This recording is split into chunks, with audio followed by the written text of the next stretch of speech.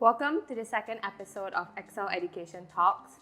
We aspire to inspire you through a series of conversations we'll be having with individuals from different industries and from all walks of life. My name is Ravina, and I'll be your host today on Excel Education Talks. I am a digital content creator and coordinator here at Excel Education.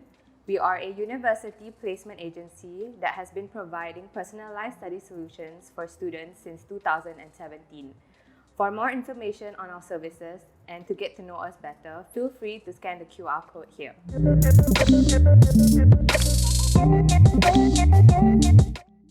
We are happy and honored to have Joel Antony here with us today.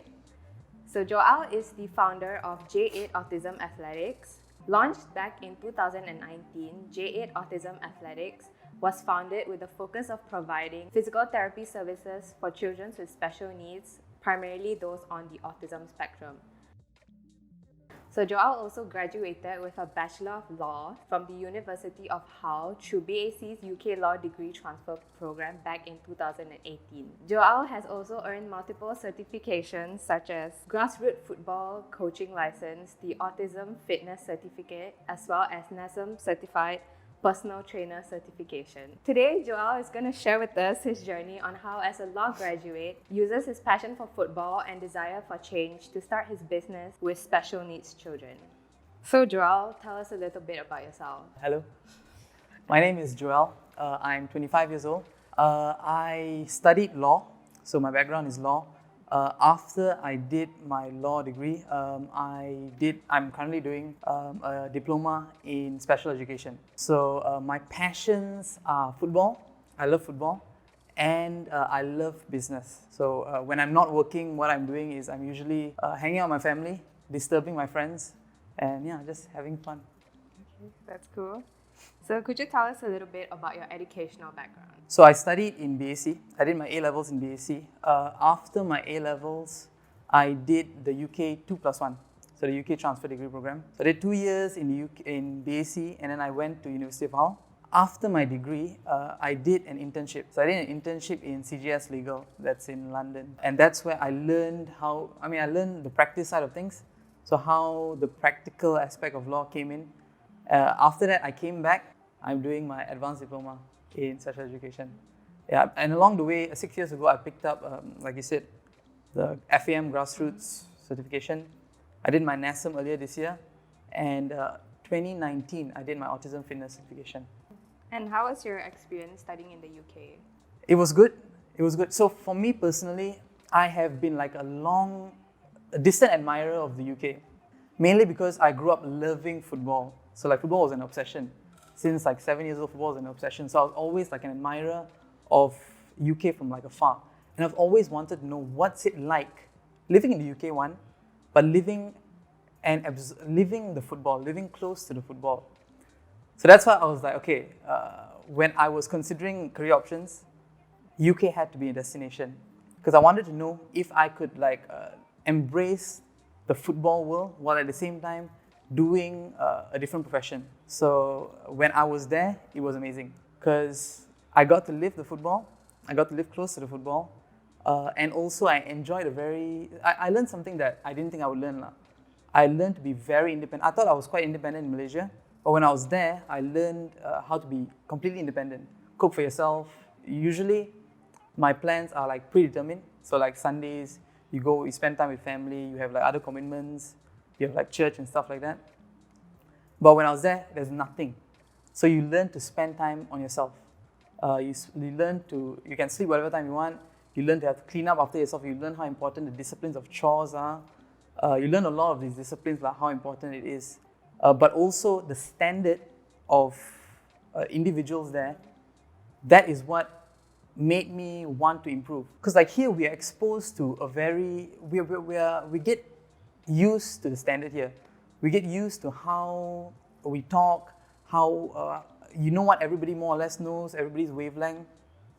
Once you go there, you see the level of how deep their knowledge is for so many things, right? For such a wide array of topics, how deep their level is, and like at every level. So like you can be 18 years old, how deep their knowledge is, and you see how they think. So that stunned me lah. I was like, oh my gosh, I really don't know anything about history, don't know anything about geography. I remember I went to this shop once, right? And the owner of the shop, he is African.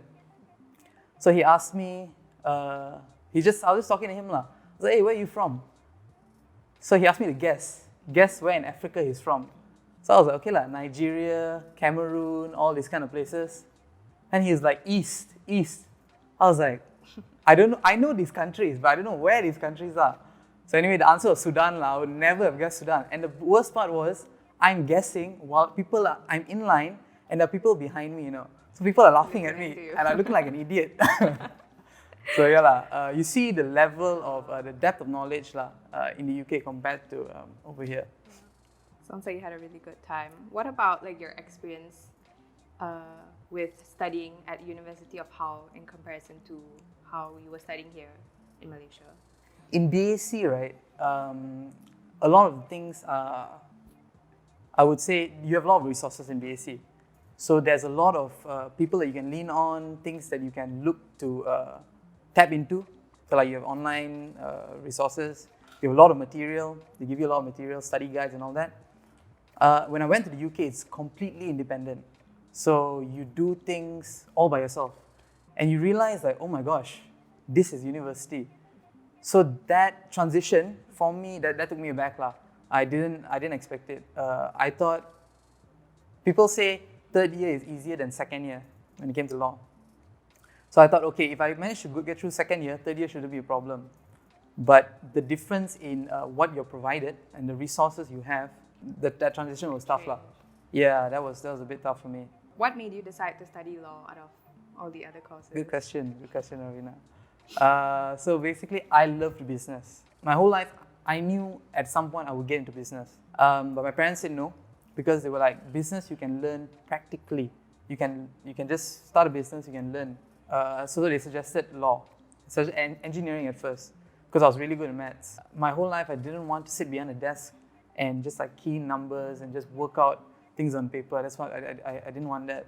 So I wanted something that would put me on the field and like have some sort of excitement, project sort of a thing. So the next best thing was law. Tick law boxes lah. I get to go to UK, which is my dream, exactly. Law is an aspect of business. So I get like some sort of expertise that I can apply to business. Because law, I was really good at speaking. I am really good at speaking. So I can talk till the cows come home. So some people like, okay, you should do law. So I was like, okay lah, I ticked a few boxes. So I was like, okay lah, that's why I chose law. Yes. And could you tell us a little bit about your brand, J8 Autism Athletics, like what it's about? So after I came back from UK, I started J8. I felt growing up there wasn't much opportunity. If you had money, yes, you can do things, but there wasn't much opportunity in the world of sports for those who don't have money. So J8, I'm trying to make it a brand of opportunity. Specifically, J8 Autism Athletics is an opportunity for neurodiverse individuals, people with neurodevelopmental disabilities, we provide them an opportunity to have a better life through sports lah. So we use sports to reinforce whatever therapies they learn, behavior therapy, sensory integration, all these things. We reinforce it, but we present it through sports. That's cool. So you studied law and now you're in the special needs industry. So how much of what you study in law do you apply to what you do now? Bits and pieces. So especially when it comes to contract, a lot. Actually, this shirt. So this is my company shirt. And the manufacturers of this shirt, they were taking me for a ride lah. So I read the reviews, they're really good, reasonable prices. So it was supposed to be a 2-week deal. So it'll be done in 2 weeks. But they wanted me to pay extra for their AI services, which I was like, no, I'm not going to pay. I can do it myself. But I paid a deposit. And after 2 weeks, I didn't get the shirts. So I asked for the deposit back. They said they won't give it to me. So let's say I took them to tribunal, I knew I could win. Because in contract, consideration is a big part of it. There was no consideration on their part. So like, in that sense, it'll help lah. It comes in. I haven't practiced law, so I can't apply all that I know. But the case study, based on case studies, I know the principles. So if I reference like my friends, ask my friends and stuff, I will know lah, more or less how to practice it. Yeah, it comes in handy, exactly. So there's a lot of students out there currently that are struggling to choose like which degree, which industry to go into. So do you have based on your journey and your experience, do you have any tips or advice that you'd like to give to students who are currently picking a degree course? Surprisingly, right, this is something that I've thought of a lot. I think mainly because when I was doing my degree, I was thinking like, what did I do wrong, you know? Like I wasn't enjoying it, so I was like, what did I do wrong? And I just felt that there was a gap. So what Excel is doing, I think is absolutely necessary because kids need these kind of resources. Coming out of school, they used to have these kind of seminars and like quizzes. So you tick all the boxes, and then that's the way they streamline you. I got law lah. From after doing all these things, law and engineering, so my parents weren't wrong. I think there needs to be more. In the UK, when I was doing my internship at CGS Legal, there were this group of kids who were doing work experience. So my cousins, by 17 years old, they live in London, by 17 years old, they would have done at least 5 work experiences. Yeah, in different industries, right? They would do a work experience for free, no pay, completely up to you which industry you want to pick. So you go, you see how the day-to-day is, they give you some tasks, basic admin work lah. Yeah, so you do those admin work and you see lah how it is, whether this is something for you or not. So I think that's something that we should explore here, work experience, before you choose like a degree or before you choose a tertiary education lah. Work experience is one, but I also feel parents need to be involved. It has to be like some sort of like a wholesome approach, right? Parents need to be involved. Parents need to understand what their kids are good at. Teachers need to understand because these are the guys who brought you up. Yes, thank you, Ravina. Yeah, these are the guys who brought you up. So they need to help to identify what your strengths are and help you streamline into the workforce, sort of a thing. So your main advice is for students to go out and like explore, experience before choosing and setting on a degree. My advice is get a degree. You need the education, especially nowadays because everything is so competitive. The more information you have, because there's so much research done on such an array of topics, but you need the information to make better decisions, more calculated decisions. So, but before you can make those decisions, right, before you can get that education, you need to find out what hustle you're committed to lah. And to commit to a hustle, you need passion. You need some sort of drive. If not, you're just going to burn out. If it's just going to be on pure will alone, or the idea of getting money, is not going to work. Something that you're passionate about, something that you're willing to commit to, and then supplement that with education to make better decisions. I see. And what about students who have just graduated, they're entering workforces? What are your advice for them? This, I cannot advise them because there's so many ways that it can work, I guess. But my approach was Robert Kiyosaki's approach lah. And in Rich Dad, Poor Dad, he said his rich dad taught him to work not for the money, work for the education, which is what I've always been scared of doing, you know. I've always been scared to work for the money. So throughout my life, that's why I never actually like got a job lah, like when I was younger, because I was worried to work for the money. I didn't want to get into the habit of working for the money. I wanted the education, so I always picked internships that I knew I could learn from. So when I came back from UK, that was the first time I got a job. I worked as a coach because I felt I could make a difference. That was a passion lah. I felt before I go into law, this was a passion that I could make a difference in. I could make a difference in the footballing world in Malaysia. So I was like, okay, let's try this, see what I can do, how the industry is like, see if I can make a difference. So, and that's part of the reason why I did CGS Legal also. I wanted to see, I wanted education, not so much the money. So that's my advice. If you work for the education, right, you're going to get much further. Because if you work for the money, you're going to be caught in the trap of what Robert Kiyosaki calls the rat race law. It's just a never-ending cycle. Get the money, pay your debts, get the money, pay your debts, get the money, and you're never going to break out because that's all you're living for. But if you work for the education and you are able to make better decisions, right, you of course get promoted. You play the game at like a high level instead of just like at a rat race, right? You get like a helicopter view of things, and then you can make better decisions. Some good advice. So going back to your business of J8 Autism Athletics, when do you realize, because you've been doing law for a lot of years, so when do you realize you had an interest in this industry, specifically dealing with children of special needs? I generally love children. Okay. Maybe because I'm a child and like when I was growing up, I told myself like, I never want to grow up. I don't know, maybe because I love Disney. Until today, I love Disney. So I love children in general. Yeah, so when I was doing my coaching after I came back from UK, I was working at a special needs education school. So over there, I realized, because these kids, they used to come in like X5s, Cayennes and stuff like that, you know. So like, wow, these fellas got money. And you see how at 30 years old, some of them are still in the school. So you see how, despite having money, the therapy is not enough. There's not enough resources for special needs. So I was like, okay, this is such a small percentage of people. What about those who don't have this opportunity to afford therapy? So I started doing some digging, asking the teachers and all that, asking other people in the industry, and it's true. Those who have money, they can afford the therapy. There was a study done, right? On average, from year zero, from year a kid is born, an autistic kid, until 18 years old, a parent spends 1 million ringgit. How many people have 1 million to spend? So that's when I realized there's something that can be done, needs to be done. And using sports, I was like, okay, let me try to bridge that gap. There was a gap in the market for this. I was like, let me try to bridge that gap. And that's why I started. And like knowing and learning all this about the industry, what like gave you the push to finally start your business to bridge this gap? Because I must imagine it must be pretty scary. Mainly because I wanted to present an opportunity to the kids. They don't have the opportunity to learn sports. In that sense, we're one of a kind. Around the world also, there's no authority. The only evidence-backed research for as a form of therapy, right, is ABA and probably RDI. These are the only two.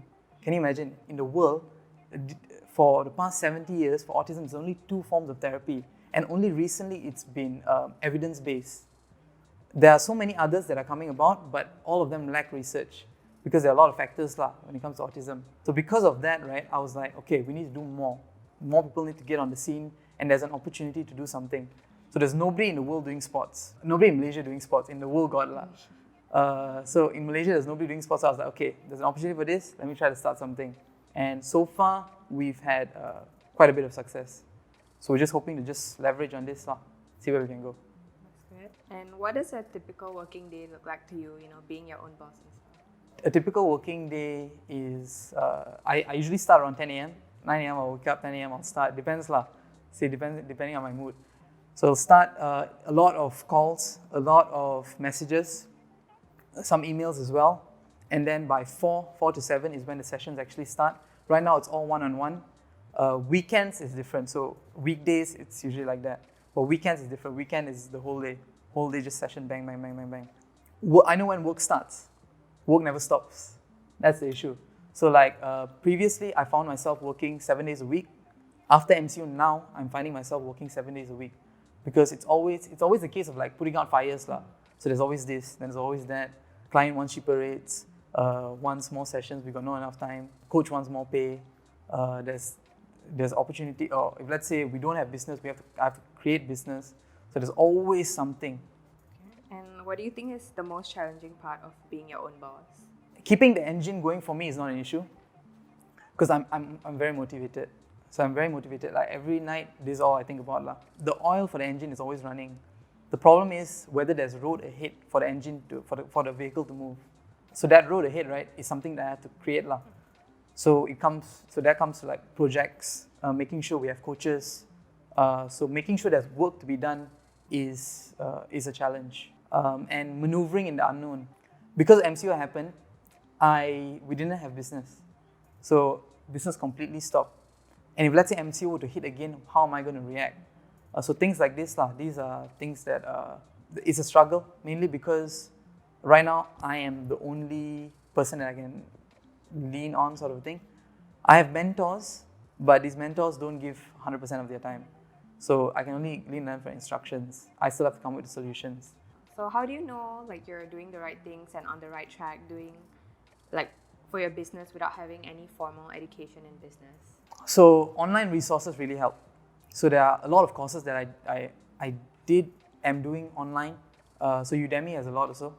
So all these courses, business courses and all that, I'll just go and just see whatever I can learn. And then a lot of books, just keep reading. Whatever I can absorb and apply, I'll just absorb and apply. That's mainly how I maneuver. And what keeps you inspired and motivated on a day-to-day basis? Okay, so for this is like a grandfather story. Okay.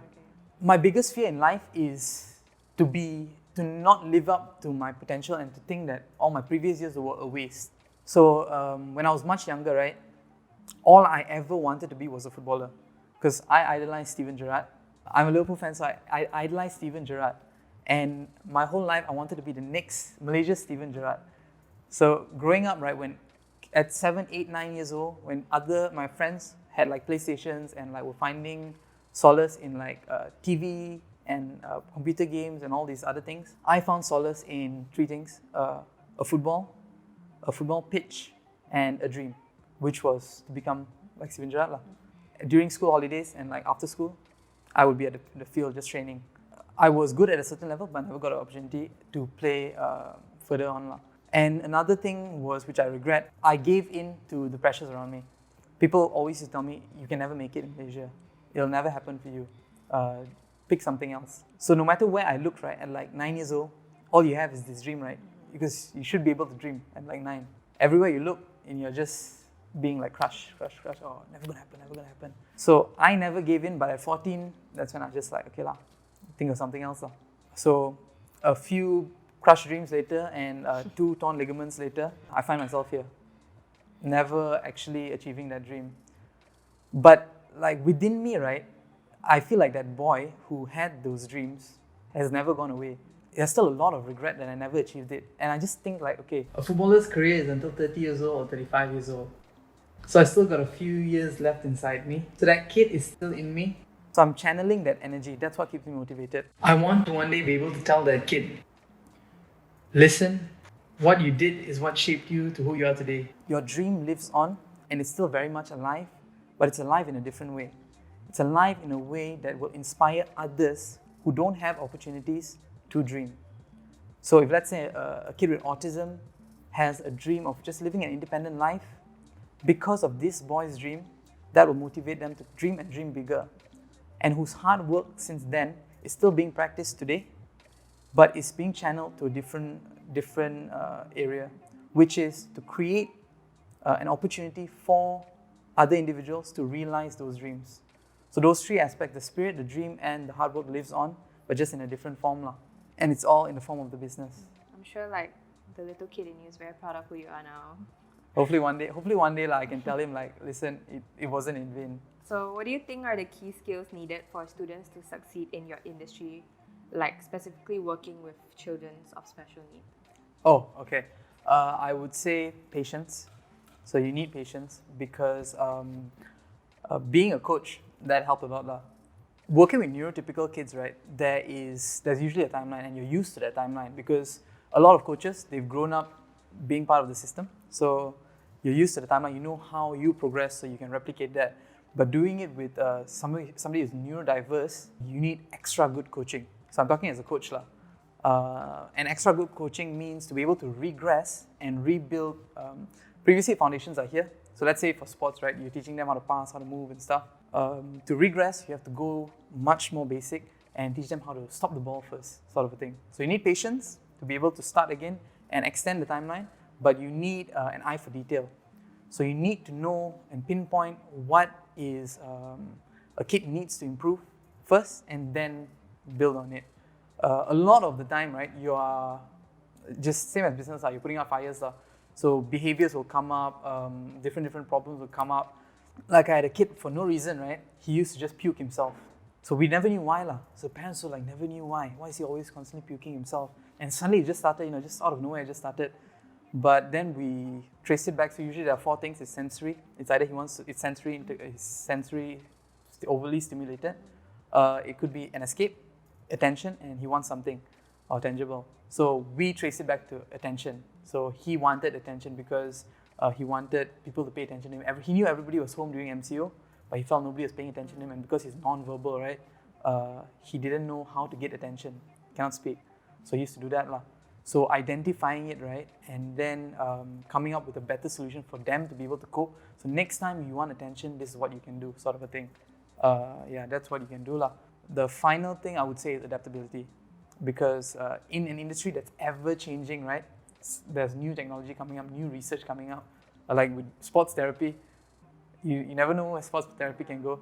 So you need to be able to adapt because it's not a one size fits all. So understanding the different therapies, why it exists, how it works, yeah, is important lah. So you need to constantly educate yourself, constantly keep yourself up to date and be able to adapt. Okay, so patience, eye for detail, and adaptability. Yeah. Something for students to keep in mind. Okay, so what do you think is the most challenging part of your job? Dealing with the kids. Dealing with Yeah. kids? In what aspect? So like, because with autism, there's no authority that you can go to that says, okay, so if let's say a kid is puking himself, right? This is why. There's no reason. I mean, there's no authority. It could be he wants more control. It could be an attention thing. So you need to try different things and find out get to the root of the problem, address that problem first, and then you can move on with your sessions. So because every day is different, every challenge is different, and you constantly have to approach it differently, right? You have to try different things. Constantly keeps you on your toes, and then on top of that, you have to manage parents' expectations. You have to tell the parents, you have to explain why is he acting like this, because a lot of the time they are looking to you for the answers, you know. And like for myself, having now only begun my education, and having no prior education, only been in the industry for what, 2.5 years, it's a lot lah. It's a lot of pressure lah. So I need to constantly learn and constantly be able to improve the service, like in an all-round point of view, from sports and also as like a advisorial sort of a thing. Yeah, but of course, if you don't know, you have to say you don't know lah, because these are individuals' lives in your hands. Yeah. Okay, sounds challenging. So what do you think, in line with that, is the most rewarding part of your job? Seeing improvement. Okay. Seeing improvement. Watching a kid have fun. With a kid with autism, right? Usually when they start, they hate me. Like if you show them a picture of me, they hate me because they think this guy is going to bring me pain. After like a few sessions, once they understand that, okay, it's not so painful, we need to run a bit, but at the end of the day, it's fun. And to watch them have fun, right? Oh, it's the best lah. Yeah, it's complete ecstasy, you know. So it's like, yes, we're doing something right. And for those moments, right, it just keeps you going lah. Other moments are like, for example, we have a kid who, when he first started, wanted to play badminton. He loved badminton. He'd be like, he is verbal, so he'd be like, Coach Joel, badminton, I want to play badminton. But he doesn't know how to play, so couldn't hit a shuttle at all. Today he plays with his father every weekend. Yeah, so he can. After 3 months, he managed to hit 13 shuttles, and now he's playing with his father every weekend lah. Yeah, so like just to be able to give them moments like that, right, as a family, is rewarding. And what are your future visions for yourself? I want to continue my journey. So meeting different people, right, just keeps fueling me lah. I met somebody recently who opened my eye to like how much there is to know when it comes to the industry, and that just keeps me going. So after this diploma, I'm going to explore other resources. Maybe I can do a degree or just do a master's straight. My short-term goal is to just continue education. My long-term goal, hopefully, if let's say I continue on this path, which for the foreseeable future, I got no plans to go anywhere else. My long-term goal is to do a doctorate in sports as a form of therapy. That's nice. And what do you have envisioned for the future of your company, J8? Do you have any upcoming projects? So we're going to continue doing these one-on-ones. My main aim is to get us into schools. So to improve our syllabus and get us into schools, have a syllabus that we can apply to schools. Another one is we're doing group sessions, because right now it's all one-on-one. So we want to do group sessions. We want to have because football is not an isolated sport, right? You need teammates to be able to pass to. So teaching them how to work as a team. Yeah, that's another one of our goals. Apart from that, I also will be changing J8 as a brand. So instead of just J8 Autism Athletics for autism, I'll be looking to form like a sports academy, and that will be in line with that inner child in me. Because he never made it as a footballer, because he could never find the opportunity to do so. Now he's creating opportunities for individuals with autism, but also I want kids who don't have the means to pay for sports academies to be able to have the opportunity to play sports, badminton, football, whatever it is. So far we're starting on football and badminton, to be able to play sports and to be able to progress. So creating that progression and creating like a future, right? That is something that I'm looking to start this year. And actually we already started, but something that I'm looking to build on, and hopefully something that I can work towards keep working towards. That sounds really interesting. Hopefully everything works out for you. Thank in you. your company. Thank you. Okay. So you started off by studying law and then you drifted away from that and entered the industry of special needs children. So it's been a long journey. And if you were given the opportunity to start again from the beginning, would you do anything differently? I would not, because I believe that had I not gone on that journey, I wouldn't be where I am today. I mean, I haven't achieved anything. Like, when I say be where I am, is put my foot into the door. So I wouldn't have found this opportunity if I had not have gone through that journey. And like the intensity of emotions, right? Because when I was studying law, like I knew people around me, I could see how much better they were, how much more committed they were, and like how far ahead they were thinking.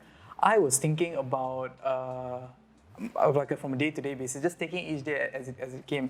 And I feel like that's what BAC was really excellent. That's why it was such a big learning curve for me, because the culture there, right, is you get exposed to so many people because there's so many people, and you just learn so much, and you just learn to appreciate your time.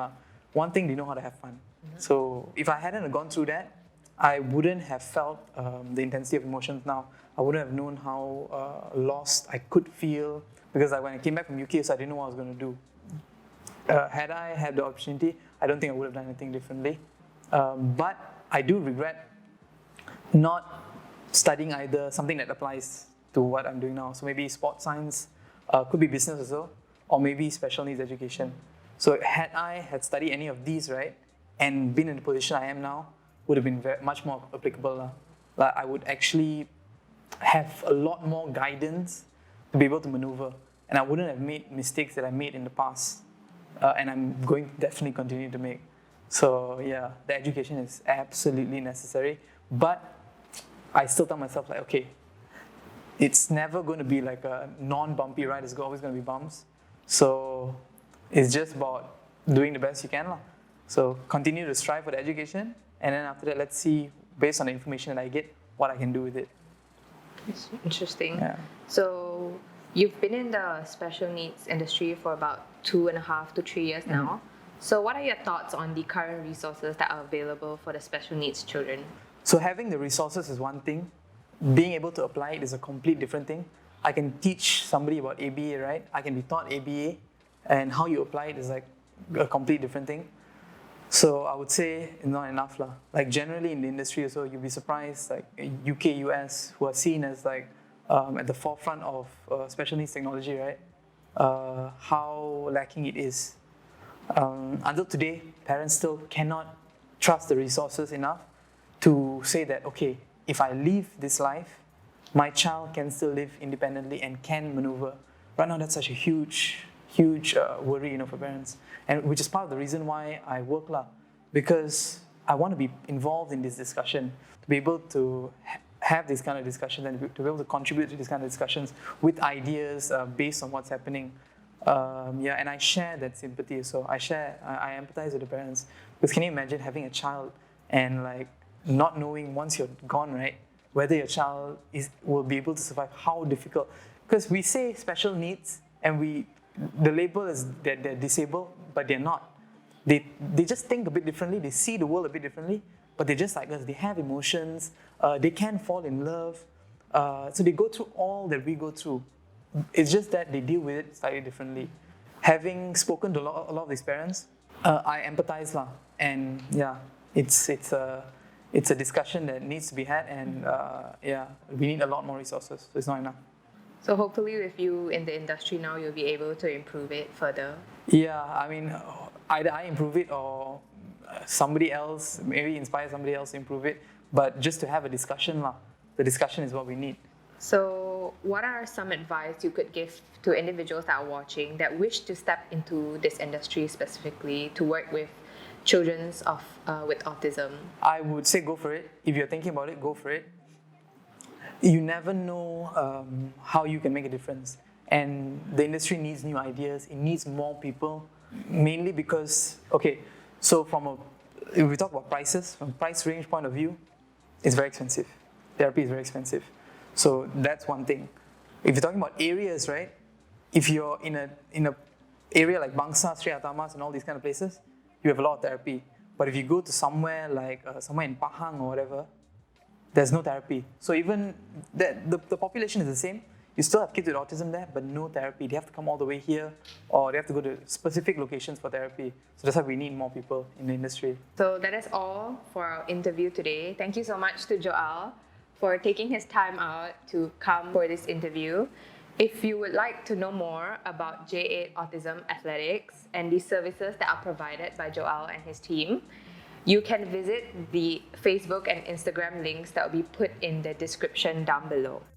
Excel Education has been assisting students to make their educational aspirations come true by guiding them towards the right course and placing them in their dream universities in Australia, Malaysia, the UK, and Canada. The best part is, all our services are free of charge. Again, you can scan the QR code here to find out more about us or to get in touch with us.